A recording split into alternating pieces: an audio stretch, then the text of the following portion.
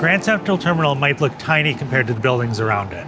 But what you can see is nearly 40 acres of underground train tracks covering 10 blocks of prime New York City real estate. And this hidden rail yard creates serious problems for the tall buildings on top of it, including one brand new super tall that will change the New York City skyline forever. I'm Nick Potts, I'm an architect, and today we're doing a walking tour of what's hiding behind Grand Central Station in New York City.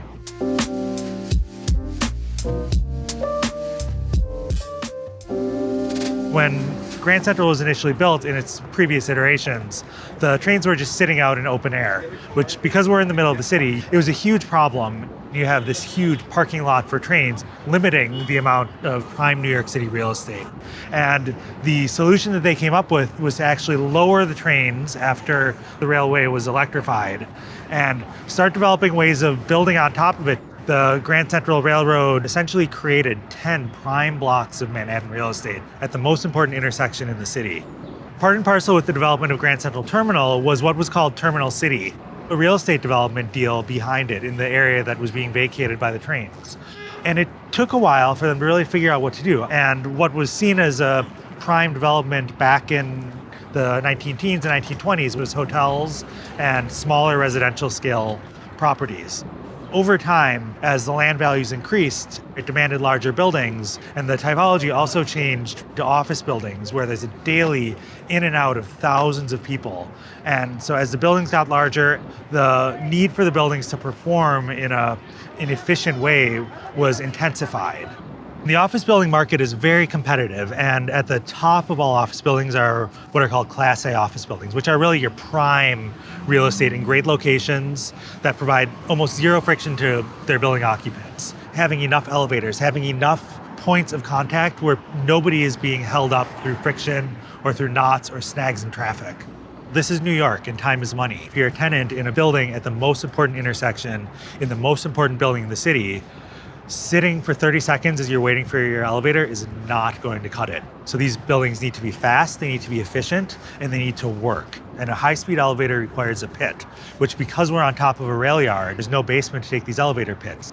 However, crucially, you also can't have elevator pits for high-speed elevators where there are active rail yards, because the elevators would be where the trains are. So this new urban grid that was created is both incredibly valuable but incredibly tricky for anyone designing a new building to figure out.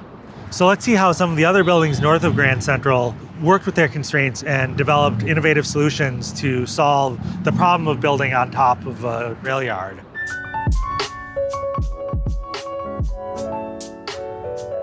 Over my shoulder is the MetLife building, originally built as the Pan Am building in 1963 by Emery Roth, Pietro Bellusci, and Walter Gropius. This is really one of the most successful buildings in dealing with its constraints, partially because it exists within the Grand Central footprint. It almost feels like it's part of the station. So as you'll see in a lot of these buildings, the solution to this difficult site was to completely elevate the lobby into a sky lobby. You go up escalators and walk around, and you wait on your raised level. This is still one of the largest office buildings in the city, nearly 2.8 million square feet. There are tens of thousands of people in this building at any moment, and at the beginning of the day and the end of the day, you do not want people waiting in elevator lobbies and being frustrated by having to wait in lines. This building does have a raised lobby, meaning the elevators aren't accessed directly from the street.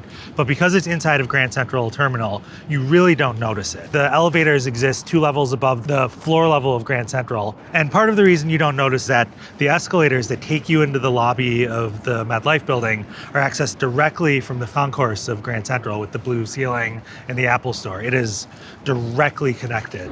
Like any transportation building, like an airport, like a train station, you're used to being on escalators and stairs, so you barely recognize the vertical move you're making. And in a way, it's almost like having the famous concourse of Grand Central Station as the lobby of your building.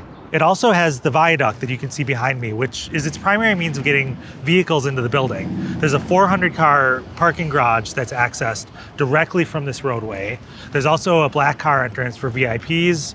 Interestingly, this also had a heliport on the top of the building that was used briefly and finally shut down in 1977 after a tragic accident. With the opening of a helicopter landing pad atop a midtown skyscraper, even blasé New Yorkers were turning their eyes skyward as the choppers went through test runs before the official opening. This building really does take advantage of the original design for Grand Central, which already decoupled the train traffic from the level of the street. And it continues this kind of theme of untying or decoupling circulation from competing systems in order to relieve congestion.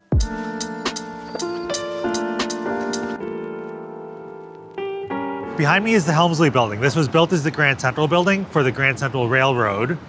This is interesting for many reasons. One is that it was the centerpiece of the terminal city development. One of the others is that it's one of very few terminal buildings or axial buildings that we have in New York City. Because New York City is built on a grid, there are very few opportunities for a building to be at the end of a street. And the Grand Central Railroad and its architects, Warren Wetmore, really took advantage of this. They built a very monumental tower, capped with a very ornamented crown. It was built in 1926. This is before central air conditioning. This was before the advent of fluorescent light. And so the floor plates are quite small. And you compare that with Pan Am, where the floor plates are 55,000 square feet. The floor plates in the tower of the Grand Central Building were about 15,000 square feet. Not exactly ideal for today's office environments where you need a huge amount of contiguous floor space. And so a building like this just doesn't perform to the same level that any of the new Class A office buildings, or frankly even Pan Am, deliver.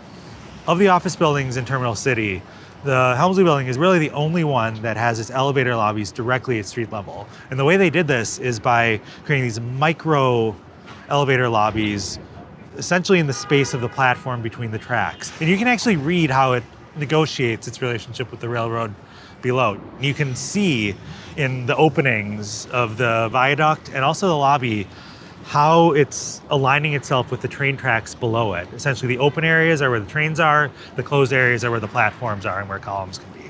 The elevators here, because the narrowness of the platform, you're dealing with about 20 feet max.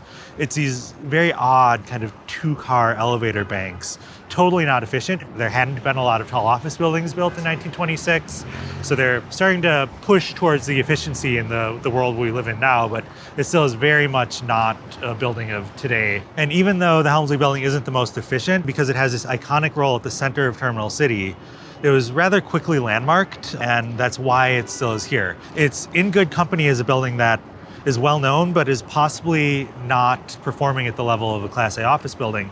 You think about the Empire State Building, the Chrysler Building, the Woolworth Building. These are buildings that similarly were groundbreaking icons of the city, but they just simply don't perform on the level of the newer, more efficient, more optimized office buildings.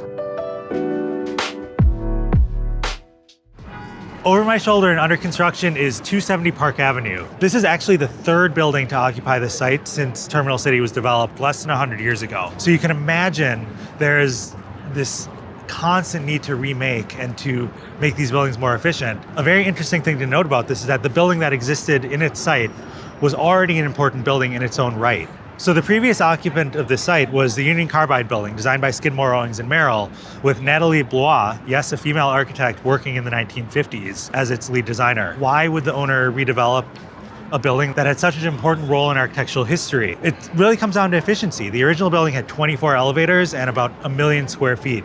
The new building is not a huge amount larger. It's been projected it's about 1.3 and 1.5 million square feet, but it likely has nearly 50 elevators given that amount of square footage. So it's less about creating a much bigger building and doubling or tripling the size of the building. It's more about being more efficient with super high technology, super high speed elevators, and frankly, just better metrics is the reason why you do something so huge, so ambitious at the cost of something that already had a huge amount of embedded value in it, namely a completed building. There's a sea change in how the lobby of the original Union Carbide building and this one, think about the lobby and the entire lobby experience. The Union Carbide building's solution to this difficult site was to completely elevate the lobby into a sky lobby, one level above, which was presented almost as a gallery.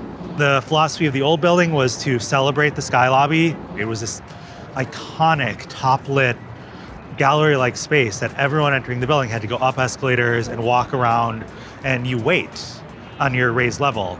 The new building has obviously many more elevators, and the imagery that has been presented to the building suggests that they're opting for something much more subtle, much more ramped, much more cascading as a way of minimizing the fact that you're moving up a floor. And what do you think the best solution is? Let us know in the comments. And for more stories like this, be sure to check out our other episodes of Walking Tour.